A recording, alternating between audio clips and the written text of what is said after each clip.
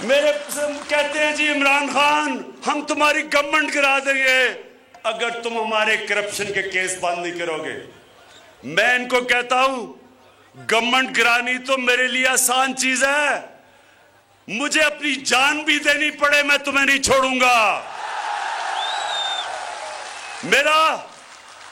میں تمہارے سامنے پالیٹکس نہیں کر رہا، میں تمہارے خلاف جہاد لڑ رہا ہوں۔ آپ نے میرے نبی نے کہا کہ طاقتور ڈاکو جب چوری کرتا ہے آپ اس کو سزا نہیں دیتے، ملک تباہ ہو جاتا ہے۔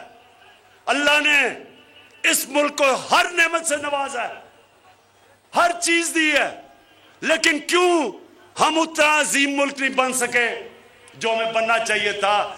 کیونکہ اس ملک میں بدقسمتی سے اب تک جو بڑا ڈاکو چوری کرتا ہے ہمارا سارا انصاف کا نظام اس کو سزا نہیں دے سکتا، صرف جیل بھرے ہوئے ہیں بیچارے غریب لوگوں سے جو مجبوری میں چوری کرتے ہیں۔ اس نظام کے خلاف حضرت علی رضی اللہ تعالیٰ نے کہا تھا کہ کفر کا نظام چل جائے گا لیکن ظلم اور ناانصافی کا نظام نہیں چل سکتا۔ انشاءاللہ میں اپنے اللہ کے سامنے وعدہ کر کے آیا تھا کہ اللہ جب تک میرے میں جان ہے میں اس ملک میں انصاف کی جنگ لڑوں گا۔ یہ جو ڈاکوؤں کا ٹولہ اکٹھا ہو گیا ہے، اب ان کی تینوں کی شکلیں تو ذرا پہلے دیکھیں۔ ایک طرف خطرناک ڈیزل،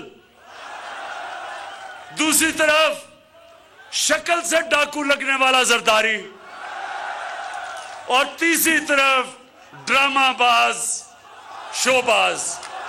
اب یہ تین چوہے نکلے ہیں میرا شکار کرنے کے لیے، اور انشاءاللہ ان کا شکار ہوگا جلدی۔ اچھا آخر میں نوجوانوں، اچھا ابھی آتا ہوں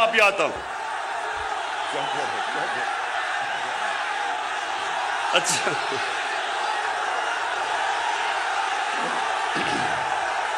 سنیں اب تین چیزیں میرے نبی صلی اللہ علیہ وسلم نے مدینہ کی ریاست میں تین اصول بنائے تھے: خودداری، انسانیت اور انصاف۔ یہ تین اصولوں کے اوپر مدینہ کی ریاست کھڑی ہوئی تھی۔ مجھے احساس ہوا جب میں حکومت میں آیا، مجھے احساس ہوا کہ ہمارے لوگوں کو سمجھ ہی نہیں ہے کہ سیرت نبی کیا تھی، ہمارے بچوں کو صحیح معنی میں سمجھ ہی نہیں ہے نبی صلی اللہ علیہ وسلم کی سنت کیا تھی۔ اس لیے میں نے رحمت للعالمین اتھارٹی بنائی ہے۔ اسکول کے بچوں کے اندر ہم سیرت کی کلاسز دیں گے، ہم ان کی یونیورسٹیز میں ریسرچ کروائیں گے، ہم ان کو ٹی وی پہ پروگرامز کریں گے تاکہ میرے نوجوانوں کو پتہ چلے کہ سیرت نبی کیا ہے۔ تین چیزیں، کیونکہ یہ یاد رکھیں، جب اللہ کہتا ہے کہ نبی کی سنت پہ چلو، وہ ہماری بہتری کے لیے کہتا ہے۔ نبی کو اللہ نے خطاب کیے، ہمارا نبی رحمت لے کے آیا تھا، تو جو بھی انسانی معاشرہ ہمارے نبی کے پیغام پہ چلے گا وہ اوپر آ جائے گا۔ اب میں آخری جب آپ کو بات سمجھانے لگا ہوں، یہ غور سے سنیں۔ تین چیزیں ہماری ذمہ داری ریاست کی، ایک جس کے اوپر مدینہ کی ریاست کھڑی ہوئی تھی وہ آپ کی ذمہ داری ہے، اور وہ قرآن کی آیت ہے امر بالمعروف و نہی عن المنکر۔ اس کا مطلب کیا ہے؟ اللہ ہمیں حکم کرتا ہے،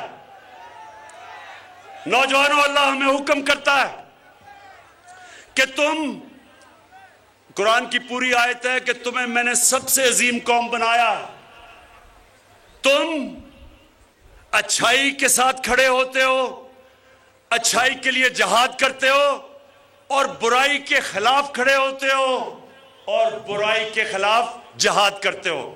یعنی کہ جب اچھا برا ہوتا ہے تو اللہ نے ہمیں اجازت ہی نہیں دی کہ ہم نیوٹرل ہو جائیں.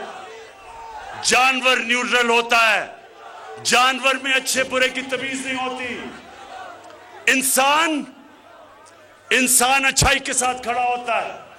اب میں آپ کو مثال دیتا ہوں. آج کل یہ ساری اپوزیشن, ان کے لوگ تھیلے نوٹوں کے لے کے پھر رہے ہیں. ساری قوم کے سامنے 15-20 کروڑ ہمارے ایم این ایز کو کہہ رہے ہیں کہ اپنا ضمیر بیچ دو. یہ ساری قوم کے سامنے تماشا ہو رہا ہے کہ یہ حکومت کیسے گرائیں گے. نمبر تو ہے ہی نہیں ان کے پاس, یہ کیسے گرائیں گے. یہ کوشش کر رہے ہیں کہ ہمارے ایم این ایز کے ضمیر کو خریدو. 15-20 کروڑ کی تھیلیاں لے کے پھر رہے ہیں. سبسکرائب کریں اور بیل دبائیں تاکہ کوئی خبر رہ نہ جائے.